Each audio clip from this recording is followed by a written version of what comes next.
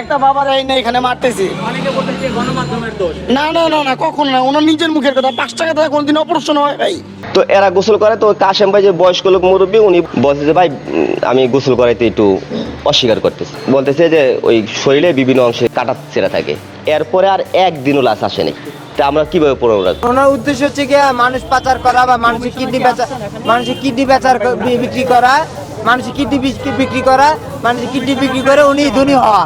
এই যন্ত্রণা মনে করেন 3 মাস পর্যন্ত ঘুম আসে নাই, আমরা নিজেরা দেখছি। তার মায়ের খাওয়ার পর মনে করেন আব্বার লিভার ফেটে। মিল্টন সমাদ্দার যা ভয়াবহ অপরাধ করেছে, সে তার অপারেশন থিয়েটারে একটা ছুরি থাকে, কিছু ব্লেড থাকে, সেইগুলি দিয়ে সে তাদেরকে অপারেশন করায়। মানবতার নামে আর কত অপকর্ম চলবে, এটাই বাংলাদেশ। দর্শক, আপনারা ইতিমধ্যেই জানেন মিল্টন সামাদ্দার নামে একজন ব্যক্তি, যিনি কিনা ফেসবুক ইউটিউবের কল্যাণে রাতারাতি বনে গিয়েছেন মানবতার ফেরিওয়ালা। এবার সেই মানবতার ফেরিওয়ালাকে ডিবি পুলিশ গ্রেপ্তার করেছেন। আপনারা ইতিমধ্যেই জানেন মিল্টন সামাদ্দার এখন রয়েছেন রিমান্ডে, আর রিমান্ডে গিয়েই চাঞ্চল্যকর সব তথ্য ফাঁস করলেন। দর্শক, চলুন তার এলাকার মানুষের মুখেই শুনে নেওয়া যাক মিল্টন সামাদ্দার কেমন ব্যক্তি ছিলেন। এই যন্ত্রণা মনে করেন 3 মাস পর্যন্ত ঘুম আসে নাই, আমরা নিজেরা দেখছি। তার মায়ের খাওয়ার পর মনে করেন আব্বার লিভার ফেটে গেছে। মানবতার ফেরিওয়ালা খ্যাত কল্যাণপুরে চাইল্ড অ্যান্ড ওল্ড এজ কেয়ারের প্রতিষ্ঠাতা মিল্টন সমাদ্দারের হাতে নির্যাতিত এক মেয়ের কান্না। চোখের সামনে পরিবারকে নির্যাতিত হতে দেখেছে সে। আব্বার সাথে তর্ক হওয়ার পরে আব্বারে গলার ধরে ঘুষি মারছে 2টা, আব্বার কলার ধরে উপরে উঠাই ফেলাইছে। আম্মা ধরছে দেখে আম্মারে মনে করেন থাপ্পড় দিচ্ছে। মারার সাথে সাথে উনি সাথে সাথে মামলা করে দিয়ে, মানে মামলা বলতে কি, পুলিশ পাঠাই দিয়েছে আমাদের নামে। আমরা মারছি, ওনার গেটের ভিতরে ঢুকায় আমার শ্বশুরের শাশুড়িরে মারলো, এলাকার সবাই দেখলো, কোনো আমরাই নাকি মিলে ওনাকে মারছি। এটা আমার শ্বশুর মারা গেছে 2 বছর আগে, 2 বছর হয়েছে, এটার কোনো বিচার পাইনি। কেন ওনার এমন লোক আছে, উনি এমন লোক কথা বলে, তো ওনার সামনে যাওয়ার মতন ক্ষমতা কারণ নাই। ওবায়দুল কাদের ওনার আত্মীয়, আইনমন্ত্রী ওনার আত্মীয়, তারপরে আপনার এই আমাদের প্রধানমন্ত্রী ওনার মা ছেলে ডাকছে, উনি তো সবই কালকে স্বীকার গেছে ওখানে। শেখ হাসিনার আমার মা, শেখ হাসিনার আমি মা ডাকছি, শেখ হাসিনা আমার ছেলে ডাকে। তোর মতো ফকিনিরে ডাকে আমি মা ডেকে কি করুম? কল্যাণপুরের পাইক পাড়ায় যেন অলিতে গলিতে ভাসছে এমন গল্প। সামান্য কবুতর যাওয়া নিয়ে 70 ঊর্ধ্ব বৃদ্ধের গায়ে হাত তুলতেও বুক কাঁপেনি মিল্টন সমাদ্দারের। আমাকে মারধর করছে, তখন আমার আম্মা আমাকে ঠেকাইতে গেছে, আমার আম্মাকে সহ মারছে। সেটাতে তো পরে আমি গেছি, আমারই গুছি, আমার এমএরে গুছিয়েছে, এন্ডে গুছিয়ে কানের গয়নাই ভালাই দিছে, গয়না সহ হারাইছি। ওনার কিছু বলা যায় না, ওনার কিছু বলতে গেলেই উনি পাওয়ার দেখায় প্রশাসনিক। ওই কবিতর গেছি ভিতরে, কবিতরে কান্না মারছে। একটা সামান্য কবুতরের ব্যাপার নিয়ে কেন মারলা, মানে ওইখানে ওদের কোনো ইয়া নাই, পরোয়া নাই। এর মূল কারণই তো আমরা বুঝি, আগেও বুঝতাম, এখন আরো বেশি বুঝতেছি।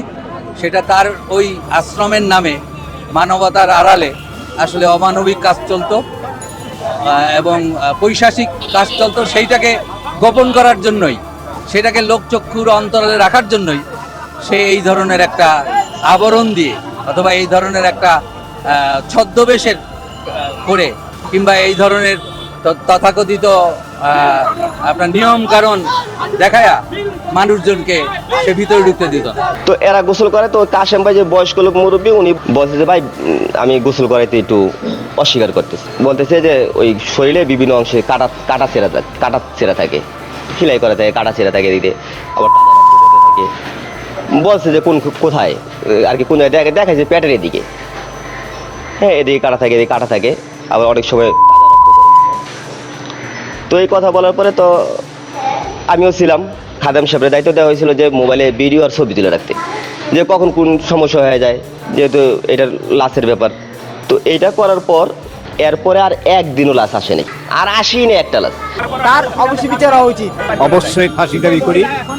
আর এই যে মানবতার ফেরিয়ালা বলছে, সে তার মানবতার ফেরিয়ালা তো নাই, মানুষের জীবন নেওয়া কারণে কাজ, এবং তার এই আজকে এই সম্মেলন থেকে আপনাদের মাধ্যমে আমি তার ফাঁসি দাবি করি। কারণ এত বড় একটা জঘন্য ব্যক্তিকে এই পৃথিবীতে রাখার কোনো প্রশ্নই হল না। অবশ্যই সরকারের কাছে আমার দাবি যেন এর ফাঁসি হয়। আসলে বলতে গেলে কি, সে মানবিকতার আড়ালে সে মানুষকে ধোঁকা দিত। সে পথচারী যে উঠে আনে, সে এখান থেকে মানুষকে এখানে পাচার করতো, ওইখানে পাচার করতো, সে মানুষকে হুমকি দিত। দর্শক চলুন এবার দেখে নেওয়া যাক মিল্টন সামাদ্দার সম্পর্কে ডিবি প্রধান হারুন রশিদের চাঞ্চল্যকর তথ্য। মিল্টন সমাদ্দার যা ভয়াবহ অপরাধ করেছে, সে তার অপারেশন থিয়েটারে একটা ছুরি থাকে, কিছু ব্লেড থাকে, সেইগুলি দিয়ে সে তাদেরকে অপারেশন করা।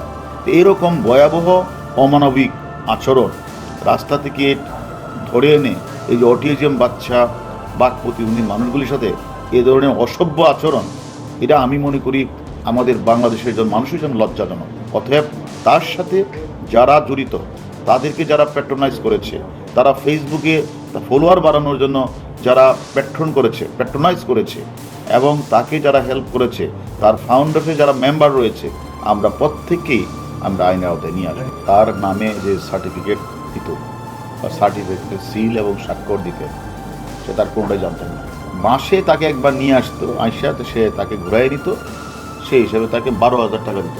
অন্যদিকে ওই গরিব অসহায় মানুষগুলি যে চিকিৎসার জন্য অনেক সময় অপারেশনের প্রয়োজন হতো, অত পচন ধরেছে হাতের, সে হাতও কেটে ফেলতো, আঙ্গুল কেটে ফেলতো, ব্লেড দিয়ে সে কেটে ফেলতো, এই যে রক্ত বের হতো এবং সে শেখা এবং এই যে ব্লেড ছুরি দিয়ে কাটাছেঁড়া রোগীরা কষ্ট পেত, আর্তনাদ করতো, এই মাদকাসক্ত মিল্টন পৈশাচিক আনন্দ উপভোগ করতেন এবং সে একরকম মানে সাইকোপ্যাথিক মানুষ, একটা মানুষ, সে কিভাবে মানবতার ফিরিওয়ালা হলেন আমাদের বোধগম্য নয়। এবং সে কিন্তু স্বীকার করেছেন তার অপারেশন থিয়েটারে ছুরি আছে, ব্লেড আছে, এগুলো আমরা উদ্ধার করেছি, এগুলো দিয়ে সে করতেন, সে নিজেও স্বীকার করেছেন। এবং টর্চার সেলে যে সে মানুষগুলিকে যে পিঠাতেন, সে তাদেরকে বানর অভিহিত করতেন এবং তাদেরকে পিটিয়ে সে নিস্তেজ করতেন। এইগুলি আসলে শুনতেও খারাপ লাগে। মিল্টন সমাদ্দার তার এই যে একদিকে বানর, আবার অন্যদিকে তাদেরকে নিস্তেজ করতেন, বাট তারা কারণ স্বাভাবিক কারণেই এই অটিজম বাচ্চা বা মানসিক ভারসাম্য মানুষগুলি, অসহায় মানুষগুলি অনেক সময় হয়তো বা মানে আইন শৃঙ্খলা না থাকারই কথা, তারা হইচি করলেই সে তাদেরকে পিঠাতেন এবং তাকে জবাবদিহিতা করতে হবে যে এই লাশগুলি কোথায় গেলেন। কারণ এই লাশগুলি যে মারাও যায় তো তার রেজিস্টার থাকবে, এখানে চিকিৎসাধীন অবস্থায় মারা গেল, কি হলো তার, এই লোকটা কেন মারা গেল, এটা তো একটা রেজিস্টার থাকবে। সেই রেজিস্টারে তো তার অন্তত থাকার কথা হিসাবটা, এই লোকটার বাড়ি কোথায়, তার আত্মীয়স্বজনকে জানানো।